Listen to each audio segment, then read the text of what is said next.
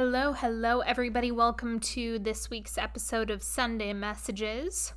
And this is going to be somewhat of a continuation from the doubt episode from last week. And I'm also going to let you know how the story turned out. You know what? Let me not bury the lead here. The money came in. Everything turned out to be completely fine. And there was never any reason for any doubt in the first place. But what I really want to speak to more is why it turned out that way and some of the components of this whole thing that we do.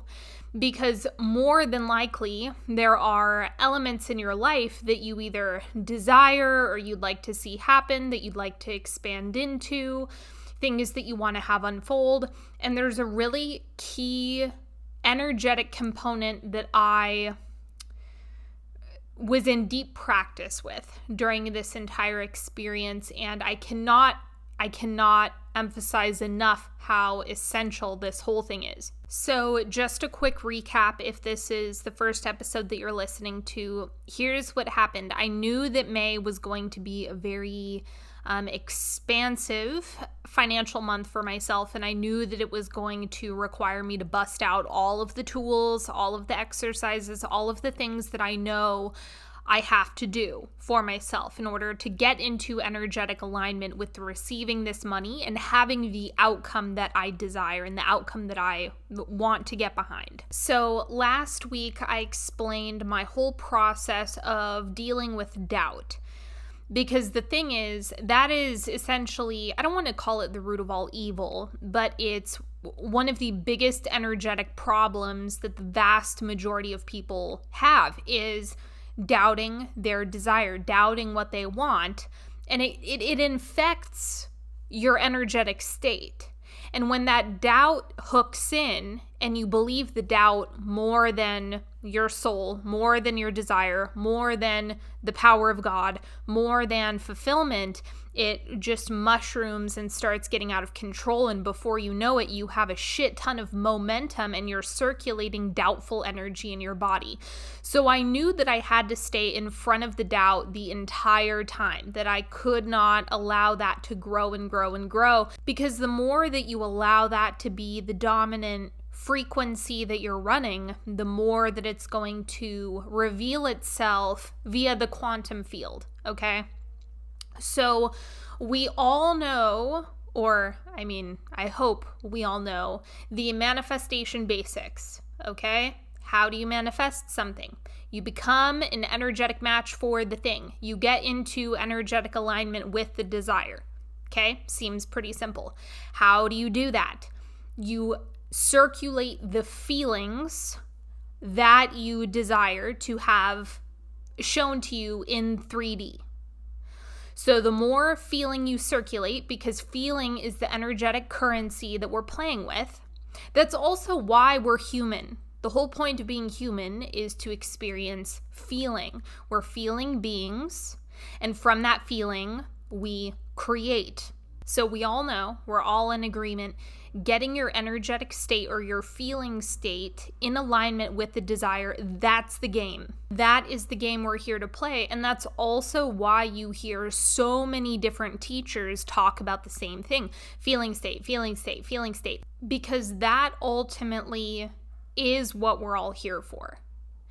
And if I look at any direction, if I look at any material thing, there is feeling in that, or there's a feeling derivative of whatever's being created, both good and bad, right? You can put human judgments on it, but at the end of the day, it comes back to feeling. Feeling is actually the point that everything revolves around.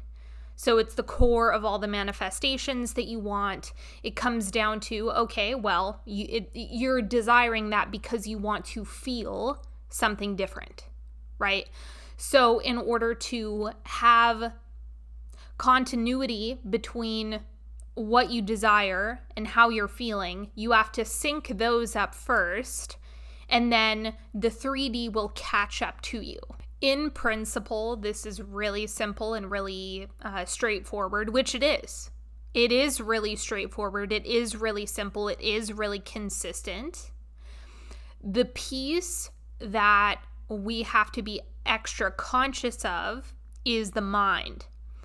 The mental body is what I would argue causes the vast majority of problems for people, or it's the wild horse that wants to be broken. It's the thing that needs to be the most dialed in, the most tuned in order for you to fully master this skill in a way that makes your life a lot easier.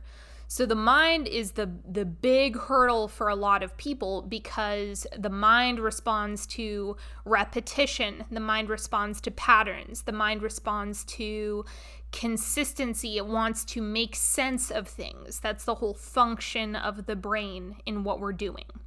And so that's extremely helpful. It's just a matter of getting that on board in the direction that you actually want it to go, rather than letting it fuck you up every time.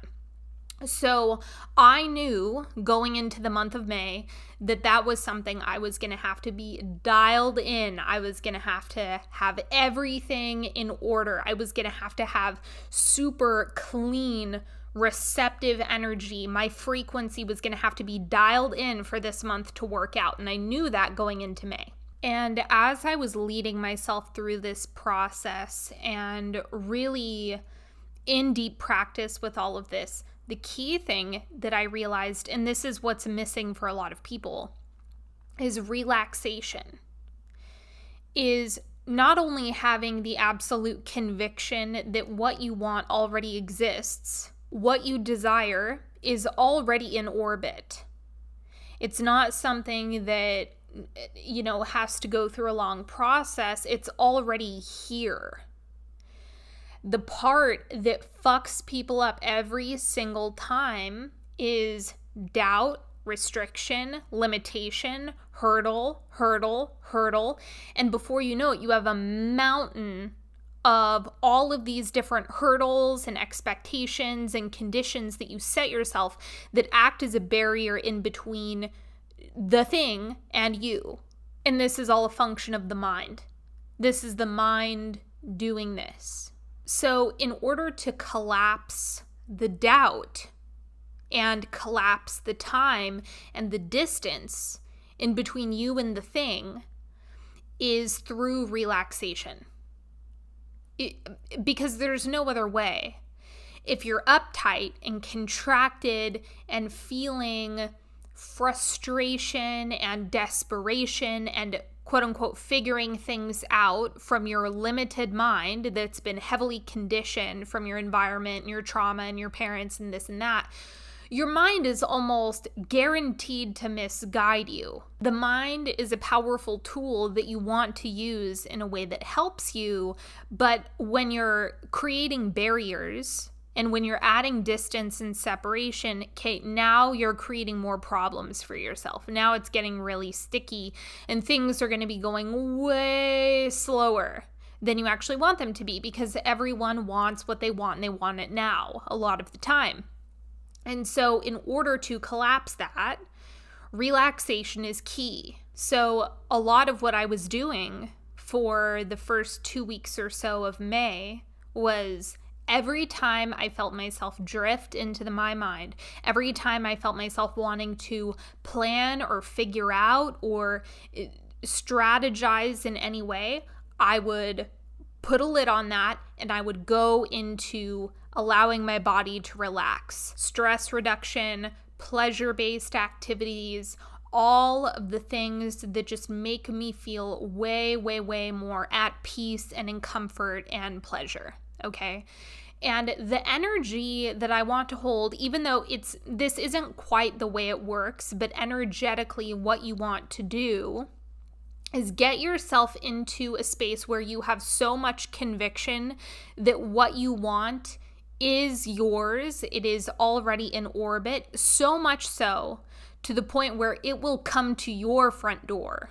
You have to get yourself to the point where there is no separation. And if you're adding action steps, you're creating separation because you're not allowing the thing to come. You're not relaxing into, okay, it's already mine. That's why I have a manifestation course called It's Already Yours. And the more energetic certainty you hold around the manifestation is going to arrive on my doorstep and I don't have to do anything.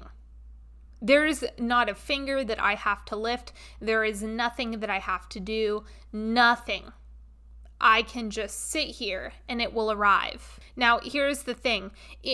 It's something that as you have practiced this again and again, the more you practice this, the more trust you will have in it because you'll see it happen over and over and over again. And then things start going really fast. So I get asked about instant manifestation sometimes, like when I do an Instagram Q&A.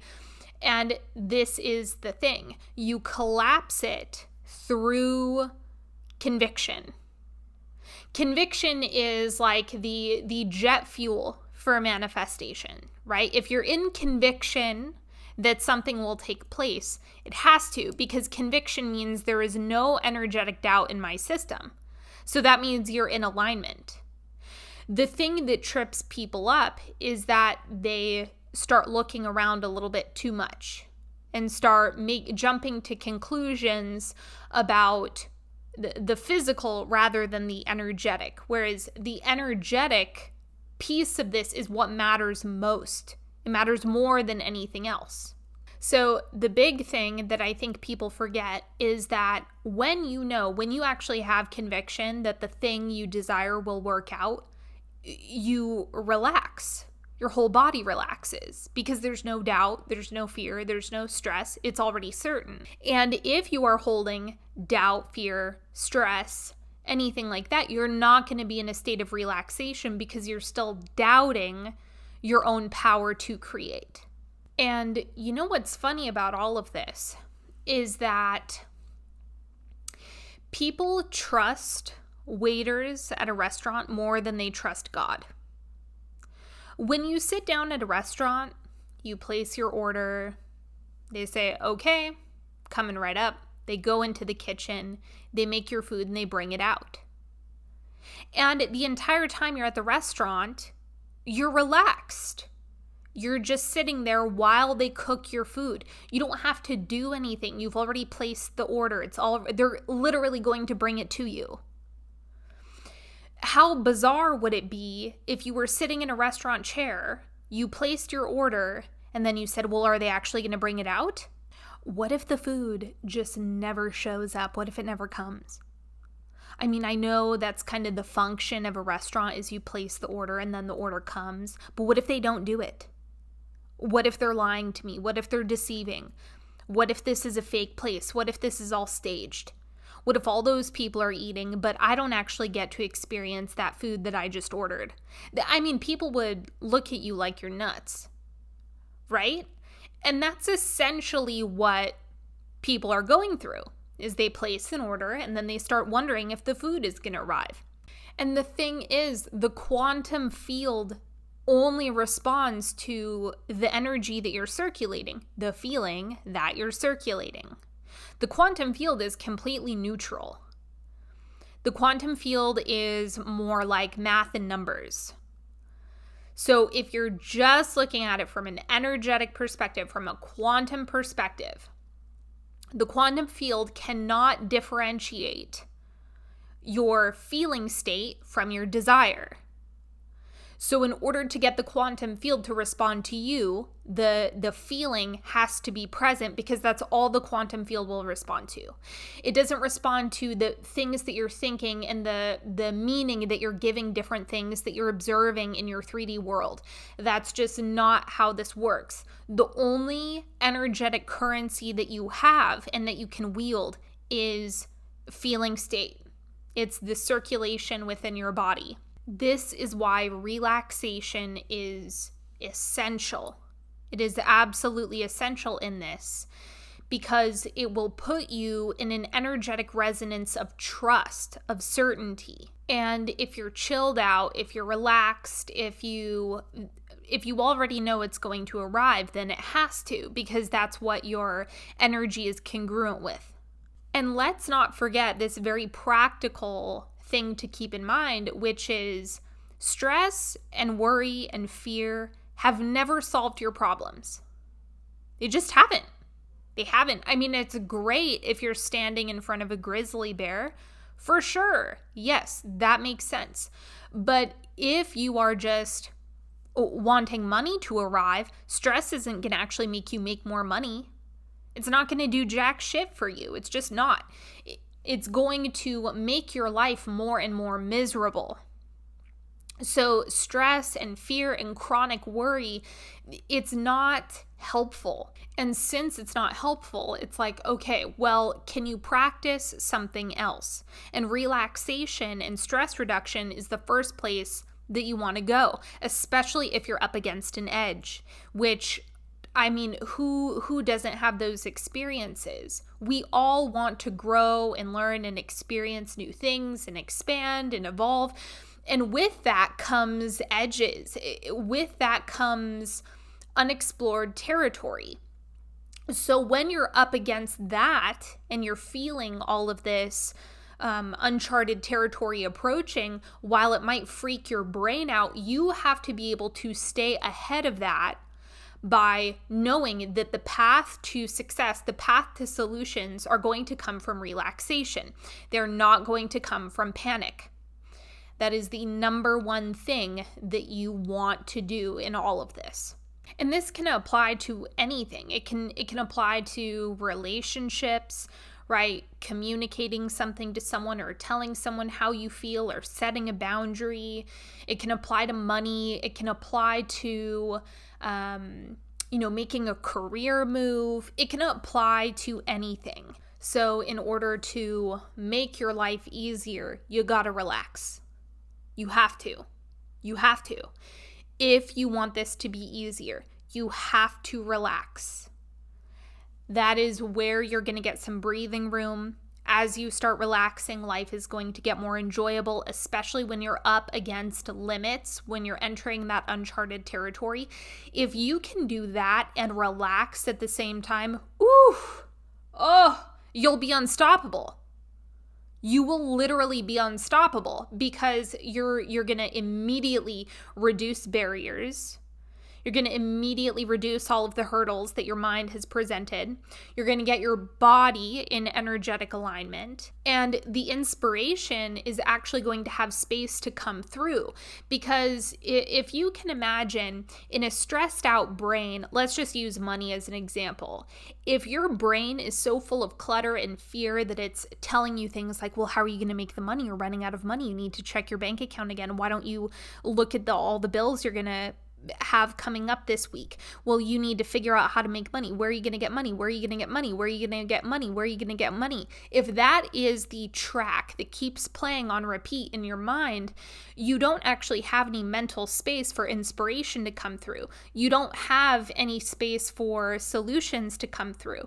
And if that is what you're doing, you're just going to be in torment. And then even if the worst case scenario happens, you've been living in worst case scenario the entire time. So instead of it being an instant of worst case scenario, you have weeks of worst case scenario that's living in your body. So then it becomes a matter of, okay, manifestation aside, even if the worst case scenario is a guarantee, let's just assume that.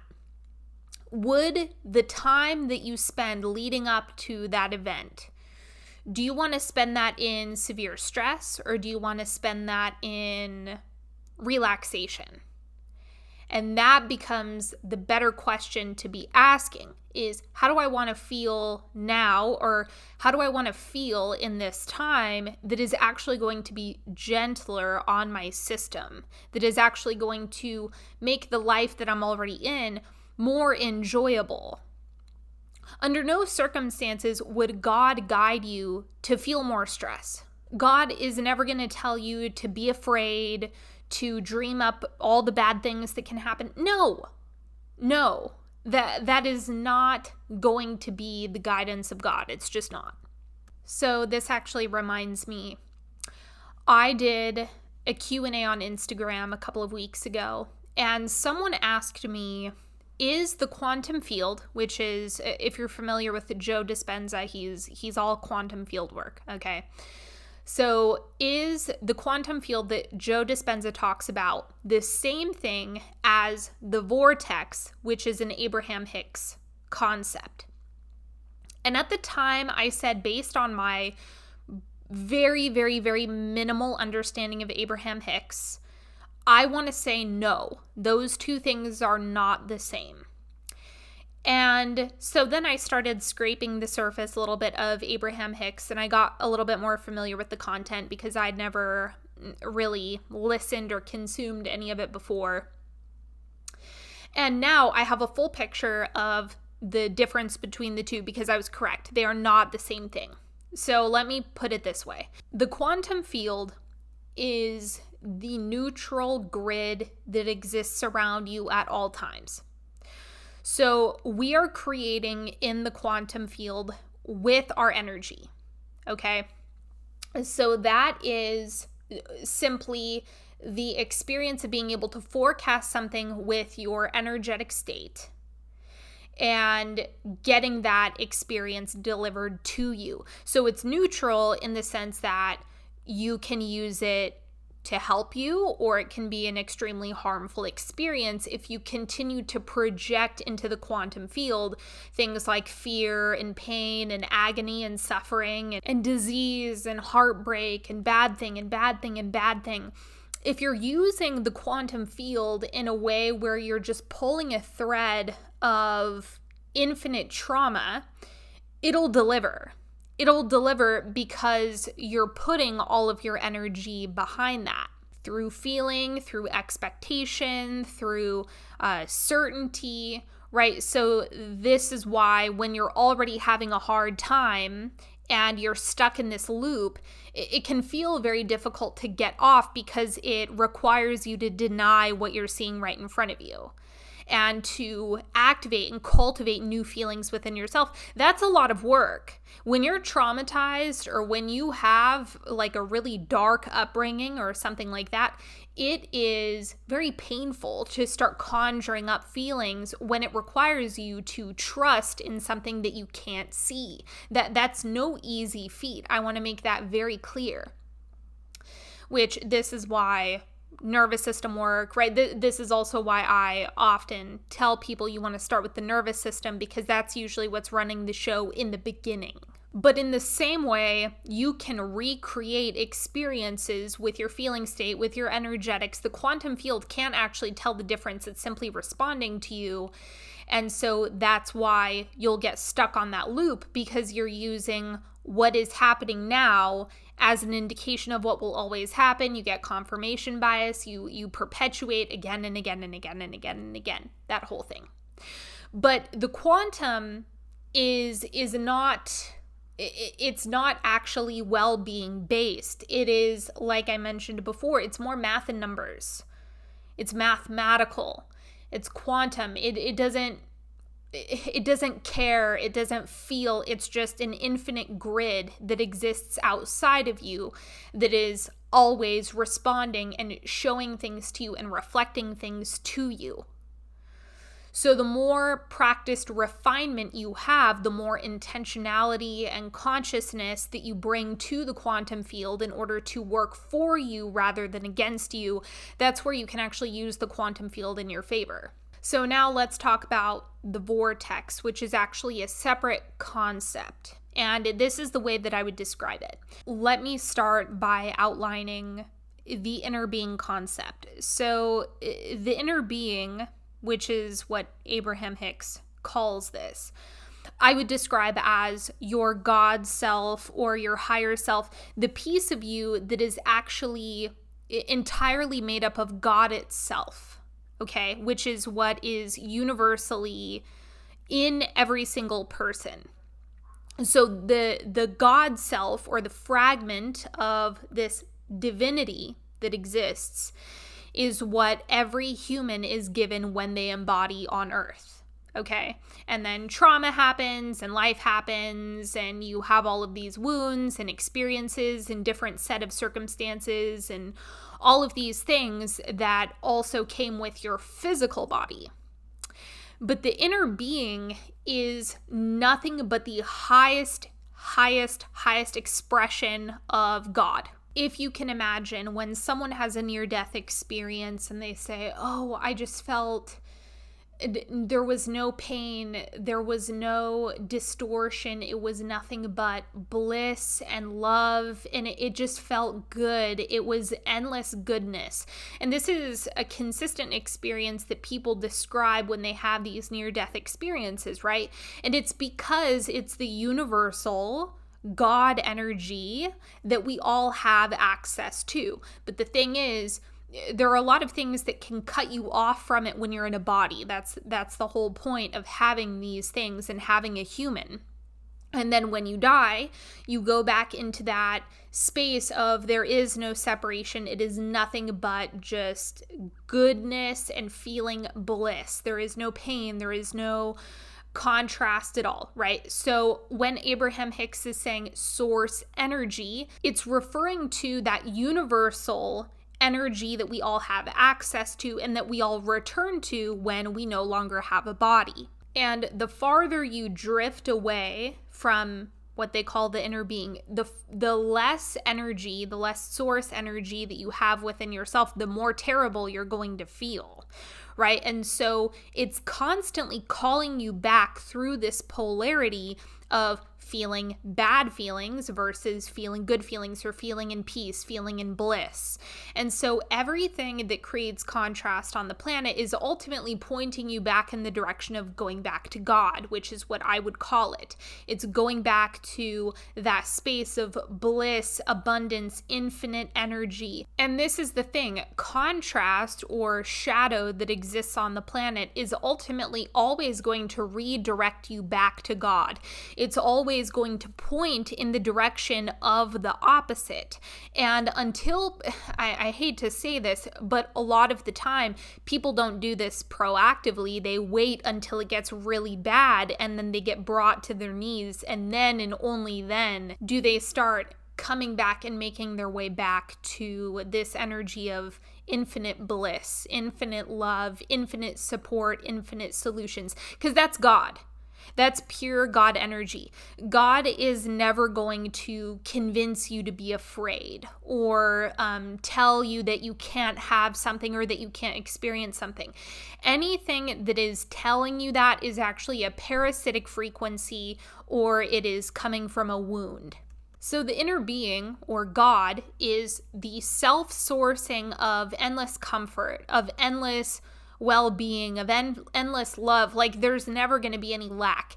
And the more in contact you are with that part of yourself, the better you're going to feel, because it's a universal thing. It's extremely consistent. Now, the part of us that makes us as individuals on the planet is our human. So your experience with your ego, your experience with your wounds, your experience with shadow and contrast that exists on the planet is what makes you a unique expression of this God fragment that you have within your particular body. And this is how this ties into the vortex concept. So the vortex is the culmination of every desire and every response to any piece of contrast that you've ever experienced. So every time you decided, I don't like that, what you do like was tossed into the vortex.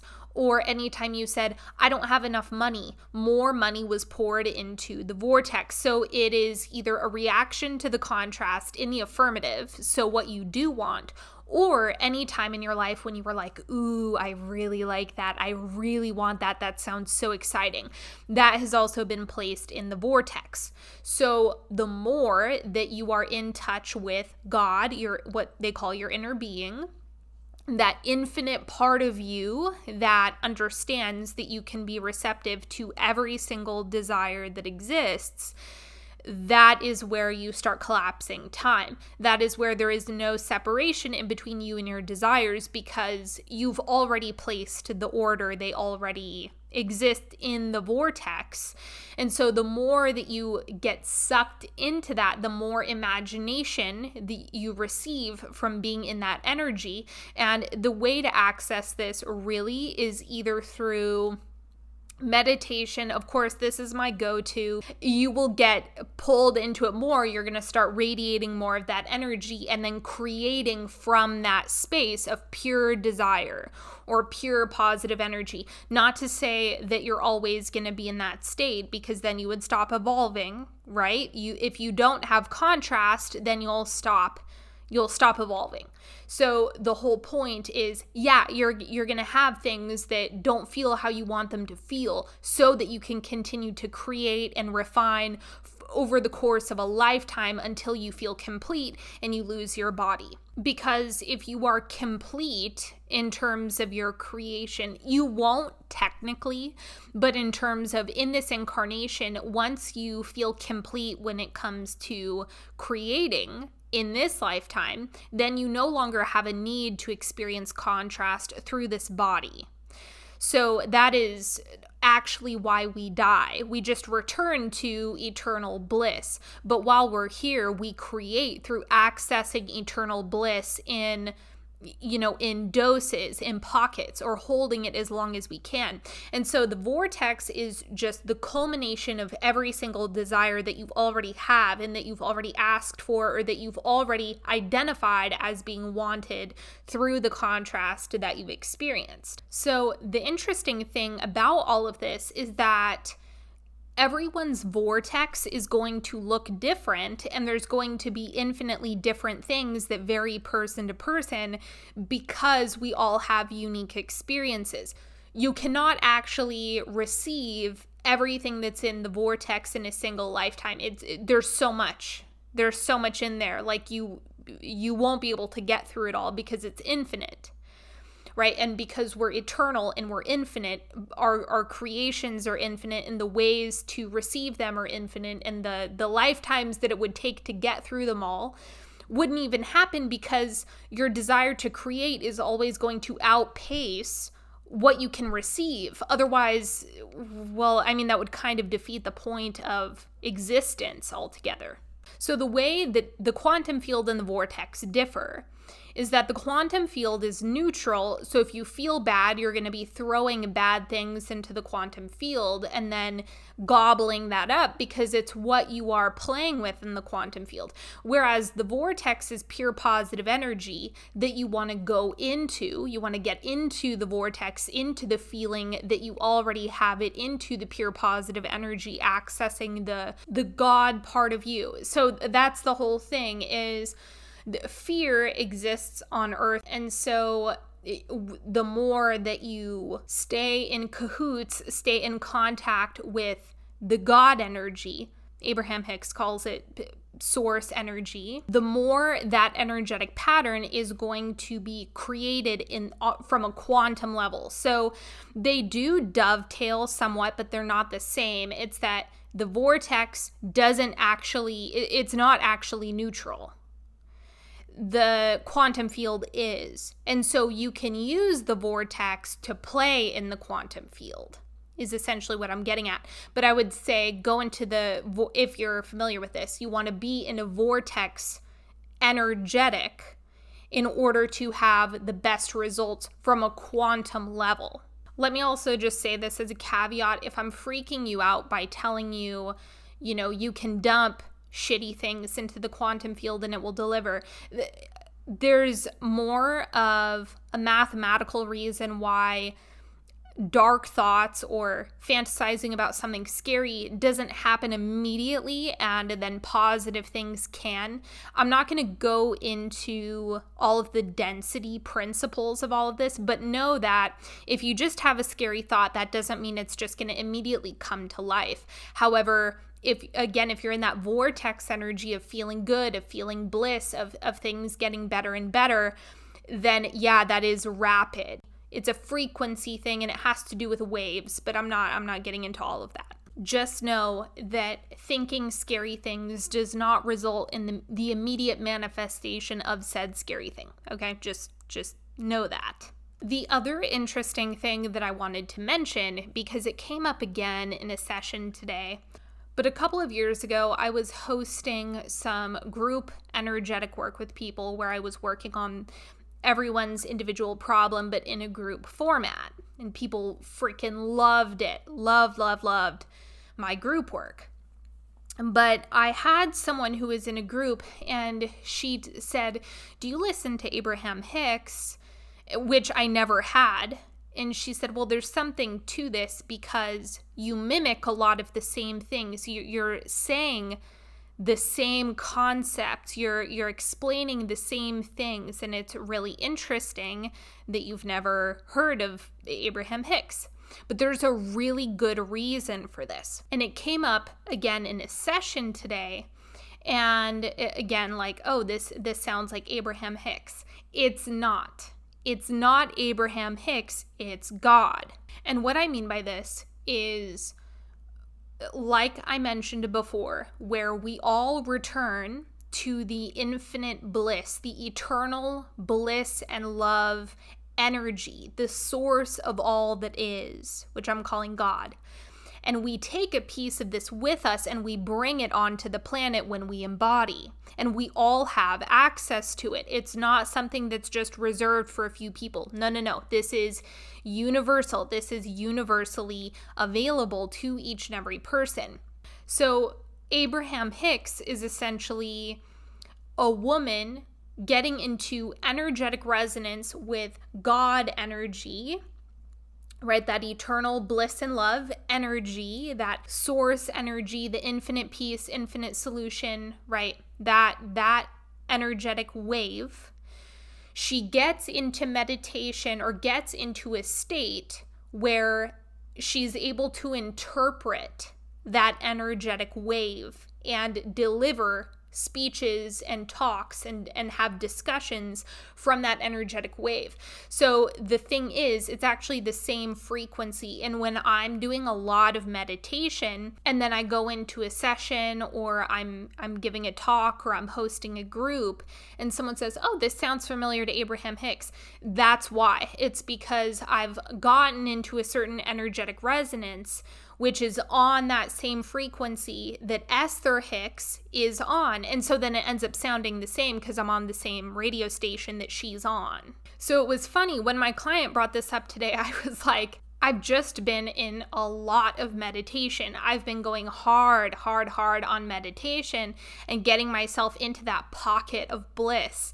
And when I do that enough, that's why I'm speaking at this frequency, and there's going to be a lot of overlap just because I'm dialed in, just because of that. And so it is funny to just see how consistent all of this is.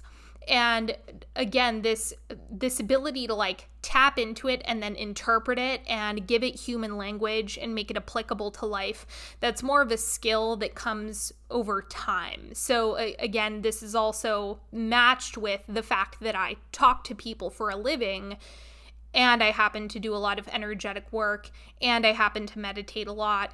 So this is also why my work is really powerful with people, because what it's really doing is, if I'm super dialed in and I'm calibrated to that frequency, and then people who come into my world, people who come into my orbit are able to calibrate by osmosis to a certain extent, that is where the shift happens. Right? So a lot of the time it has to do with the way that I speak or the messaging, because here's the other thing. Everyone has this accessible to them, but the way that it gets delivered in their language, right, in the word choice that they have or in their explanation or in their analogies, that is where it's going to vary dramatically based on who you're talking to. Another great example of this frequency playing itself out is through the book Conversations with God. So for those of you who don't know, Conversations with God is super, super good. One of my favorite books, and it's being written from the same frequency. So if you notice overlap between these things, or if you've read Conversations with God and listened to Abraham Hicks, it's the same exact frequency. It's coming through in two different formats, and the context is slightly different, but it's exactly the same energy. One is in book format, and one focuses on contrast. So Conversations with God, in large part, I mean, a good portion of the book has to do with why does starvation exist on the planet? Why does world suffering exist on the planet? Why? All of these things happen. It goes deeper into the contrast piece, whereas Abraham Hicks goes deeper into the creation piece. But again, same energetic frequency, same exact thing. It's just coming through in a different way. And you see this in a lot of different places. It can come in the form of food. It can come in the form of art. It can come in the form of, people. It can come in the form of being a parent. There are so many different ways that this gets delivered. It's not limited to Abraham Hicks. That's just the tip of the iceberg. That's just someone who is really good at doing interpretations for that frequency. But this is what makes the work so cool, is that there's never a lack, because every person who is speaking, even if it's all from that divine intelligence, that divine infinite love and well-being, we can all tap into that, and there can be that similar radio station. But everyone's way of projecting that and everyone's way of communicating that is going to vary greatly, which is the cool part. So, all of this to say, if you would just relax, then your life would be a lot easier. You could feel these parts of yourself being more readily available. You would be able to watch the unfolding of your life with more appreciation, I would say, more admiration, more excitement, being able to look at your life more like a journey rather than an endless, torturous experience of having to suffer through circumstances. And I mean, that's very real for a lot of people, That's the sad part. That's also why I do the work that I do, is because it's important to have people who are anchored into frequencies that are not based in misery. We've got enough of that. We need to start moving this into the opposite direction. This is why the creation of paradise, this is why I am so passionate about this work, because if you have enough people who are all at the same time calibrating to this, that is how you get mass transformation. That's how you see really big shifts happen on the planet. So that's the important part. Earth is never going to be a plane that is free of duality. That's never going to happen, because people are going to continue to create more problems, and it's going to continue to evolve in that direction. But when it comes to getting people on board with their own alignment to this, you can see a lot of amazing stuff unfold on both an individual and a collective level. But when you focus more on creating your own paradise, creating your own heaven, restoring that for yourself, it has such a substantial ripple effect on everything outside of you. You can imagine when you're in misery and you're contracted, your field becomes very small. So the energetic field that you're holding is actually really close to your body.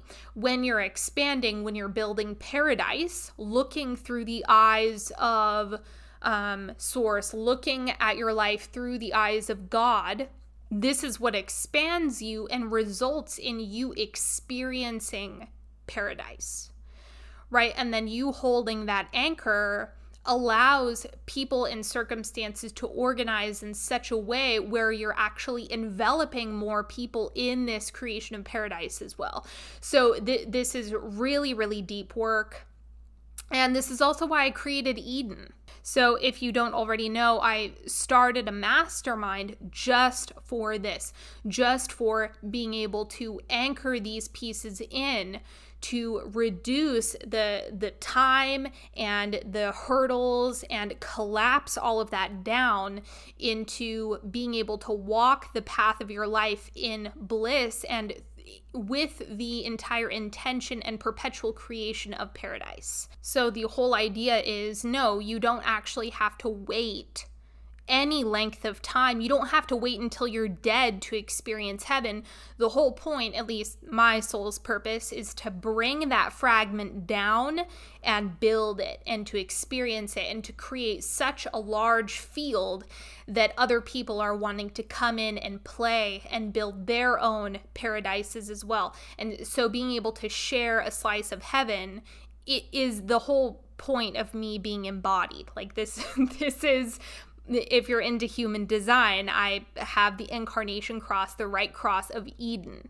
Like it's literally paradise based. That's the whole thing that I'm here to do. And it's fun. It is so much fun. So anyway, I could geek out on this all day. If you are interested, if you're curious, if you're feeling the yes, I want more of this, I want in, then go to the show notes, or you can message me. You can email me at hello@onyxhealing.com. You can hit me up on Instagram, whatever. There are so many ways to contact me. So reach out, please. If you feel the urge, there are 5 spots left. I would love to have you. Well, there are 5 spots as of the time of this recording. We start in July. So feel free to reach out. And if you'd like to work with me one-on-one, I have one-on-one spots. I have mini sessions and mini projects available. I have courses. I have so many things. Get in my world. Tarot Reading Rebel starts on June 4th. Come play with me there if you would like. And there is so much more good stuff on the way. And I hope you all have a beautiful, beautiful week. And I will talk to you next time. Have a good one, everybody. Bye-bye.